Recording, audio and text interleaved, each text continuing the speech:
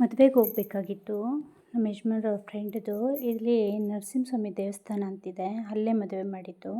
ಸರಿ ನಾಳೆ ನನ್ನ ಮಗನೂ ಹೊರಡ್ತಾನೆ ಅಂದ್ಬಿಟ್ಟು ಹೋಗಿ ಬರೋಣ ಅಂತ, ಬಾ ಹಂಗೆ ದೇವಸ್ಥಾನದಲ್ಲಿ ಪೂಜೆ ಮಾಡ್ಕೊಬರೋಣ ಅಂತಂತೇಳಿ ಹೊರಟ್ರಿ. ಇದಕ್ಕೂ ಮುಂಚೆ ನಾವು ಮನೆ ದೇವಸ್ಥಾನಕ್ಕೆ ಹೋಗಬೇಕು ಅಂತ ನಾವು ನಿರ್ಧಾರ ಮಾಡಿದ್ರಿ. ಸರಿ ನಾನು ಫೋಟೋ ಮಾಡು ಅಂದರೆ ವಿಡಿಯೋ ಮಾಡಿದ್ದಾರೆ ಅವರು. ಹಾಗೆ ಮನೆ ದೇವಸ್ಥಾನ ಅಂದರೆ ಚಿಕ್ಕ ತಿರುಪ್ತಿನೇ ನಮಗೆ. ಅಂದರೆ ವೆಂಕಟರಮಣ ಸ್ವಾಮಿ ಎಲ್ಲಿದ್ದರೆ ಅಲ್ಲಿ ನಮ್ಗೆ ಮನೆ ದೇವಸ್ಥಾನ ಅಂತ ನಾವು ಅಂದ್ಕೊಂಡಿರೋದು. ಸರಿ ಅಂತ ಅಲ್ಲಿಗೆ ಬಂದ್ರಿ. ಅಲ್ಲಿ ಒಂದು ಅರ್ಚನೆ ಮಾಡಿಸ್ಕೊಂಡು ಹೋಗೋಣ ಅಂತ ಫಸ್ಟೇ, ಯಾಕಂದರೆ ಇದಕ್ಕೂ ಮುಂಚೆ ನಾವು ಅದೇ ನಿರ್ಧಾರ ಆಗಿದ್ದು. ಮದುವೆಗೆ ಇವರೊಬ್ಬರನ್ನೇ ಹೋಗ್ಬಾ ಅಂತ ನಾನು ಹೇಳಿದ್ದು, ಅವ್ರು ಹೋಗಿರಲಿಲ್ಲ. ನೋಡಿ ಅಲ್ಲಿ ಕಲ್ಯಾಣೋತ್ಸವ ಮಾಡ್ತಾಯಿದ್ದಾರೆ ದೇವಸ್ಥಾನದೊಳಗಡೆ. ಒಳಗಡೆ ವೀಡಿಯೋ ಮಾಡಲಿಕ್ಕೆ ಬಿಡಲ್ಲ, ಅದಕ್ಕೆ ಹೊರಗಡೆಯಿಂದನೇ ಒಂದು ವೀಡಿಯೋ ಮಾಡಿಕೊಂಡೆ, ಚಿಕ್ಕದಾಗಿ ಕಾಣುತ್ತೇನೋ ಅಂತ. ನೋಡಿರಿ ಈ ಥರ ಇದೆ ದೇವಸ್ಥಾನ. ತುಂಬ ಕ್ರೌಡು ಜಾಸ್ತಿ ಇತ್ತು, ಜನಗಳು, ಯಾಕಂದರೆ ಸಿಕ್ಕಾಪಟ್ಟೆ ಮದುವೆಗಳಿತ್ತು. ಮತ್ತು ಅಲ್ಲಿಂದ ನಾವು ಧ್ವಂಸಂದ್ರಕ್ಕೆ ಬಂದ್ರಿ. ಅಲ್ಲಿ ನಮ್ಮ ಯಜಮಾನ್ರಿಗೇನೋ ಹಲ್ಲು ನೋವು ಅಂತಂತೇಳ್ಬಿಟ್ಟು ಸ್ವಲ್ಪ ಥಿಂಗ್ಸು ಬೇಕಾಗಿತ್ತು. ಅಲ್ಲಿ ತೋರಿಸ್ಕೊಂಡು ಸರ್ಜಾಪುರ ಡಿ ಮಾರ್ಟಿಗೆ ಬಂದ್ರಿ.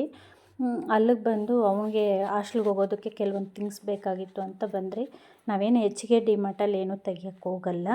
ಇಲ್ಲಿ ನೋಡಿರಿ, ವಿಷ್ಣು ಹೂವು ಅಂತಂತ ಹೇಳ್ತಾರೆ, ಇದು ಸರ್ಪದ ಹೂವು ಅಂತ.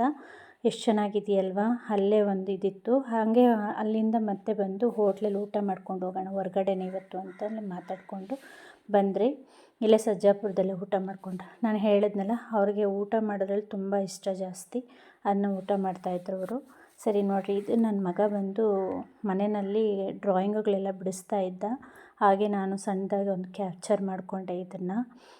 ಹೇಗಿದೆ ಮಕ್ಕಳನ್ನ ನಾನು ಏನು ಹೇಳ್ತೀನಿ ಅಂದರೆ, ಅದು ಇದೆಲ್ಲ ಮಾಡಿಬಿಟ್ಟು ಮಧ್ಯಾಹ್ನ ಮೇಲೆ ಸ್ವಲ್ಪ ಮನೆ ಕ್ಲೀನ್ ಮಾಡಬೇಕು ಅಂತಲೂ ಇತ್ತು. ನನ್ನ ಮಗ ಇದ್ದಾಗೆ ಮಾಡ್ಕೊಳ್ಳೋಣ ಅಂತ ಅಡುಗೆ ಮನೆ ಕ್ಲೀನಿಂಗು ಅಂದ್ಕೊಂಡು ಸ್ಟಾರ್ಟ್ ಮಾಡಿದ್ರಿ. ಇಲ್ಲೊಂದು ಸಣ್ಣದಾಗಿ ನಾನು ಏನಾದರೂ ಒಂದು ಹೇಳ್ಕೋಬೇಕು ಅಂತ ನನ್ನ ಅನಿಸಿಕೆ ಆಗ್ತಾಯಿದೆ, ಹೇಳ್ಕೊತೀನಿ. ಏನಂದರೆ ಮಕ್ಕಳಿಗೆ ತುಂಬ ಪ್ರೆಷರ್ ಮಾಡ್ತಾಯಿದ್ದಾರೆ. ನಾವಾದವರು ಪೇರೆಂಟ್ಸ್ ಆದವರು ತುಂಬ ಪ್ರೆಷರ್ ಮಾಡ್ತಾಯಿದ್ದೀರಿ. ಅದನ್ನು ಸ್ವಲ್ಪ ಪೇರೆಂಟ್ಸ್ ಅರ್ಥ ಮಾಡಿಕೊಂಡ್ರೆ ತುಂಬ ಚೆನ್ನಾಗಿರುತ್ತೆ. ಸುಮ್ಮನೆ ಏನೋ ಎಲ್ಲ 80 ಮಾರ್ಕ್ಸ್ ಬರಬೇಕು, 90 ಮಾರ್ಕ್ಸ್ ಬರಬೇಕು, ಇಲ್ಲ ಇಷ್ಟೇ ಓದಬೇಕು, ಅಷ್ಟೇ ಓದಬೇಕು ಅಂತಂತೇಳಿ ತುಂಬ ಮೋಟಿವೇಟ್ ಮಾಡ್ತಾಯಿರ್ತಾರೆ ಮಕ್ಕಳನ್ನ. ಅವ್ರಿಗೆ ಗೊತ್ತಿಲ್ಲ ನಾವೇನು ಪ್ರೆಷರ್ ಮಾಡ್ತಾಯಿರ್ತೀರಿ ಅಂತ. ಈಗ ನೀವು ಸ್ಕೂಲ್ ಕಡೆ ಹೋದ್ರೇನು ಅವರು ಏನು ಹೇಳ್ತಾರೆ, ಓದು ಓದು ಓದು ಓದು ಅಂತ ಹೇಳ್ತಾ ಇರ್ತಾರೆ.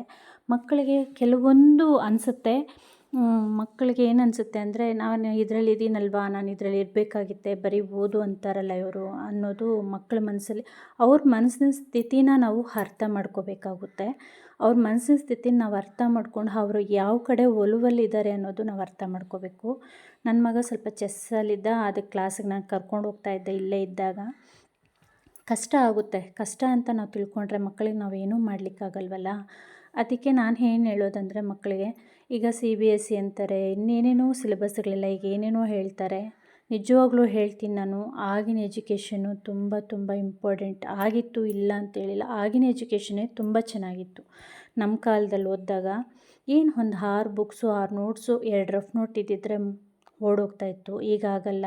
ಮಕ್ಕಳಿಗೆ ಪಾಪ ತುಂಬ ಹೆವಿ ಲೋಡ್ ಕೊಟ್ಟು, ಅದು ಲೋಡ್ ಅಂದರೆ ಏನಂದರೆ ತುಂಬ ಬುಕ್ಸುಗಳು, ತುಂಬ ಪ್ರೆಷರು.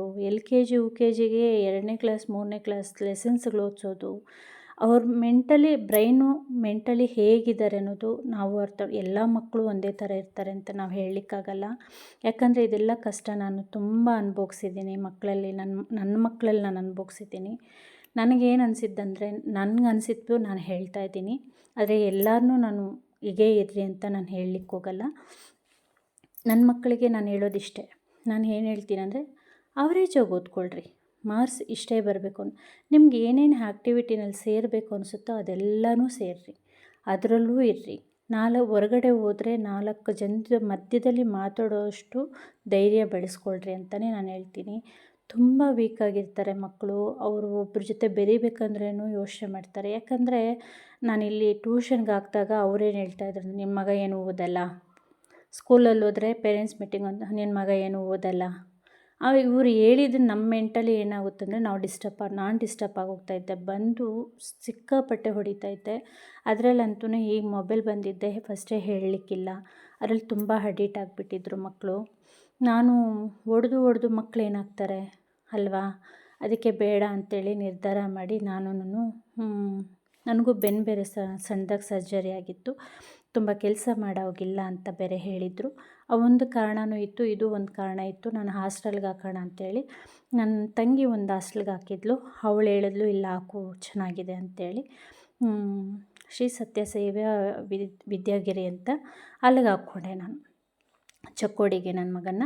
ಇನ್ನು ದೊಡ್ಡ ಮಗ ಒಂದು ಆಳ್ವಾಸಲ್ಲಿ ಓದ್ತಾ ಇದ್ದಾನೆ. ಅವನು ಒಂದು ಡಿಗ್ರಿ ಇನ್ನೇನು ನೆಕ್ಸ್ಟ್ ಇಯರ್ ಕಂಪ್ಲೀಟ್ ಆಗುತ್ತೆ. ನಾನು ಇದುವರೆಗೂ ನನ್ನ ದೊಡ್ಡ ಮಗನಿಗೂ ಪ್ರೆಷರ್ ಮಾಡಲಿ. ಅವ್ನು ಹೆಂಗೆ ಹೊಡೆದಿದ್ದೆ ಅಂದರೆ ನಿಜವಾಗ್ಲೂ ನೀವು ನಂಬಲ್ಲ, ಓದಲ್ಲ ಅಂದ್ಬಿಟ್ಟು ಇವರೆಲ್ಲರೂ ಹೇಳಿ ನನ್ನ ಮಗನ ಎದುರುಗಡೆನೇ ಈ ಥರ ಅವನು ಓದಲ್ಲ ಅಂತ ಹೇಳಿ ಅಷ್ಟೋ ಇಷ್ಟೋ ಓದ್ತಾ ಇದ್ದ ಹುಡುಗ ಬಂದು 0% ಬಂದುಬಿಟ್ಟ. ನಿಜವಾಗ್ಲೂ ನಾನು ಎಷ್ಟು ತಲೆ ಕೆಡಿಸ್ಕೊಂಬಿಟ್ಟಿದ್ದೆ ಅಂದರೆ ಏನು ಮಾಡಿದ್ರೂ ಓದ್ತಿರ್ಲಿಲ್ಲ. ಆಮೇಲೆ ಅವನು ಏನು ಮಾಡಿದ್ರು ನಾನು ಹೆಂಗೆ ಓದಿದ್ರು ನೀವು ಹಿಂಗೆ ತಾನೇ ಹೇಳ್ತೀರಾ ಅಂತ ಕೂತ್ಕೊಂಡ್ಬಿಟ್ಟಿದ್ದ. ಆಮೇಲೆ ನನಗೆ ಅನ್ನಿಸ್ತು ನಾನು ಮಾಡ್ತಾಯಿರೋದು ತಪ್ಪು, ನನ್ನ ಮಗನಿಗೆ ತುಂಬ ಪ್ರೆಷರ್ ಮಾಡ್ತಾಯಿದ್ದೀನಿ ನಾನು ಅಂತ ನನಗೆ ಅನಿಸಿತ್ತು. ಸರಿ ಇದನ್ನು ಬೇಡ ಇದು ಅಂದ್ಬಿಟ್ಟು ನಾನು ಓಕೆ ಆಯಿತು ಹಾಸ್ಟೆಲ್ಗೆ ಆಮೇಲೆ ಆಳ್ವಾಸ್ಗೆ ಹಾಕ್ದೆ ಅವನ್ನ ತೊಗೊಂಡೋಗಿ ದೊಡ್ಡವನ್ನ 8ನೇ ಕ್ಲಾಸ್ಗೆ.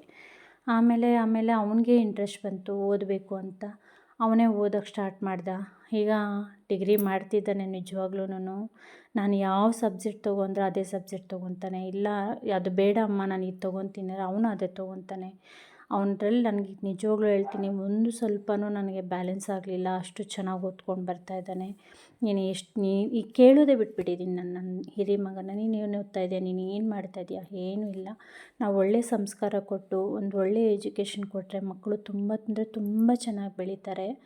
ನಮ್ಮ ಮಕ್ಕಳಿಗೆ ನಾವೇನು ಹೇಳ್ಕೊಡ್ತೀರಿ ಮನೆಯಲ್ಲಿ ಗಂಡ ಹೆಂಡತಿ ಆದವ್ರ ಮಕ್ಕಳ ಮುಂದೆ ನಾವು ಯಾವ ಥರ ಬಿಹೇವ್ ಮಾಡ್ತೀರಿ, ಯಾವ ಥರ ಮಾತಾಡ್ತೀರಿ ಅನ್ನೋದ್ರ ಮೇಲೆ ಡಿಪೆಂಡ್ ಆಗಿರುತ್ತೆ. ನಿಜವಾಗ್ಲೂ ಮಕ್ಕಳು ಅದನ್ನೆಲ್ಲನೂ ಕ್ಯಾಪ್ಚರ್ ಮಾಡ್ತಾರೆ. ನಿಜವಾಗ್ಲೂ ಅದು ಎಲ್ಲನೂ ಗಮನಿಸ್ತಾ ಇರೋದ್ರಿಂದ ಮಕ್ಕಳು ನಾವು ಹಿಂಗೆ ಇರಬೇಕು. ನಿಜವಾಗ್ಲೂ ನೀವು ನಂಬಲ್ಲ, ನನ್ನ ಮಕ್ಕಳ ಮುಂದೆ ಇದುವರೆಗೂ ನಾವಿಬ್ಬರೂ ಗಟ್ಟಿಯಾಗಿ ಮಾತಾಡಿದ್ದೇ ಇಲ್ಲ.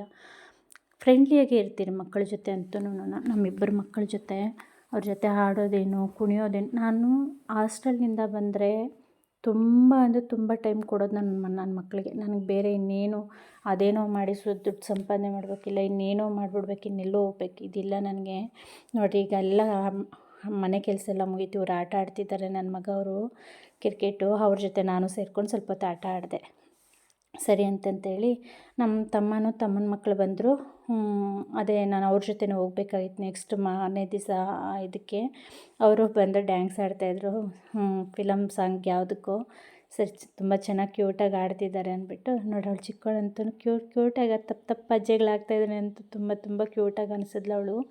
ಸರಿ ನೆಕ್ಸ್ಟ್ ಡೇ ಹಾಗೆ ಮತ್ತೆ ನಾವು ರೆಡಿ ಆದ್ರಿ ಹಾಸ್ಟೆಲ್ಗೆ ಹೋಗೋಣ ಅಂತಂತೇಳಿ. ಸರಿ ಅಂದ್ಬಿಟ್ಟು ಅವನು ನಂದೆಲ್ಲ ಪೂಜೆ ಮುಗ್ದಿತ್ತು. ನಾನೆಲ್ಲ ಪೂಜೆ ಮಾಡಿದ್ದೆ ಆದಮೇಲೆ ಅವನು ಕೂತ್ಕೊಂಡು ಪೂಜೆ ಎಲ್ಲ ಮುಗಿಸ್ಕೊತಾ ಇದ್ದಾನೆ, ಮಂತ್ರಗಳೆಲ್ಲ ಹೇಳ್ಕೊಂಡು. ಸರಿ ತುಳಸಿ ಕಟ್ಟೆ ಹತ್ರನೂ ಒಂದು ದೀಪ ಹಚ್ಚಿ ಅಲ್ಲಿ ತುಳಸಿಗೆ ಒಂದು ಸ್ವಲ್ಪ ನೀರು ಹಾಕಿ, ಶುದ್ಧ ನೀರು ಹಾಕಿ, ಅಲ್ಲಿಂದೇ ಮಣ್ಣು ತೊಗೊಂಡು ಹಣೆಗೆಲ್ಲ ಇಟ್ಕೊಂಡು ಅವನಿಗೂ ಸ್ವಲ್ಪ ಇಟ್ಟು ಅಲ್ಲಿ ಒಂದು ನಮಸ್ಕಾರ ಮಾಡಿಕೊಂಡು ಹೊರಟ್ರಿ. ಮತ್ತು ನೋಡಿ ಇಲ್ಲಿ ನಾನು ಮೀಶೋನಲ್ಲಿ ತೊಗೊಂಡಿದ್ದೆ ಡ್ರೆಸ್ಸು ಹೇಗಿದೆ, ತುಂಬ ಚೆನ್ನಾಗಿ ಅನ್ನಿಸ್ತು ನನಗಂತ. ಕಲರ್ ನೋಡಿ ಇದು ನಿಮ್ಗೆ ಏನಾದರೂ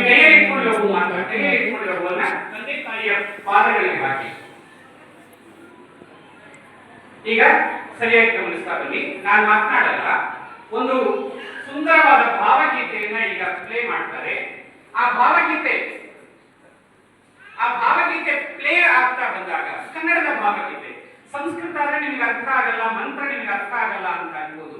ಆದ್ರೆ ಒಂದು ಬಹಳ ಸುಂದರವಾದ ಭಾವಗೀತೆ ಅದು. ಆ ಭಾವಗೀತೆ ಏನ್ ಹೇಳುತ್ತೆ ಅಂದ್ರೆ, ಜಗತ್ತಲ್ಲಿ ಬೇಕಾದಷ್ಟು ಮಂತ್ರ ಇದೆ, ಆದ್ರೆ ಎಲ್ಲ ಮಂತ್ರಗಳಿಗಿಂತ ದೊಡ್ಡ ಮಂತ್ರ ಯಾವುದಂದ್ರೆ ಅಮ್ಮ ಅನ್ನೋ ಮಂತ್ರ. ಸಂಸ್ಕೃತದಲ್ಲಿ ಪಂಡಿತ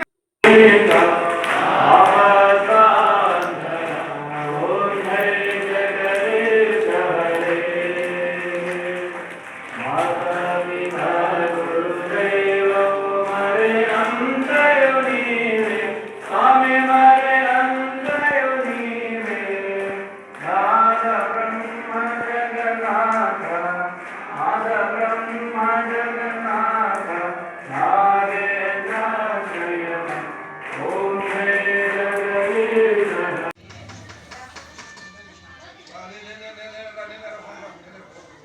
ಇಲ್ಲಿ ನೋಡಿ ಬಟರ್ಫ್ಲೈ ಒಂದು ಕೂತ್ಕೊಂಡಿತ್ತು ಡ್ರಮ್ ಮೇಲೆ. ತುಂಬ ಕ್ಯೂಟಾಗಿ ಅನಿಸ್ತು, ದೊಡ್ಡದಾಗಿ ಅನಿಸ್ತು. ನನಗೆ ಯಾಕೋ ಇದು ತುಂಬ ದೊಡ್ಡದು ಅಂತ ಅನಿಸ್ತು.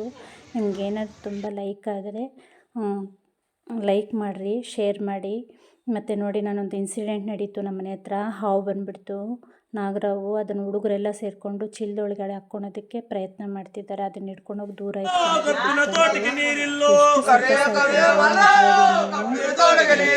ಇದು ಲಿಂಗದ ಹೂವು ಅಂತ ಹೇಳ್ತಾರೆ. ತಿರುಪತಿ ದೇವಸ್ಥಾನದಲ್ಲಿತ್ತು, ತುಂಬ ಚೆನ್ನಾಗಿತ್ತು. ವಿಡಿಯೋ ಇಲ್ಲಿಗೆ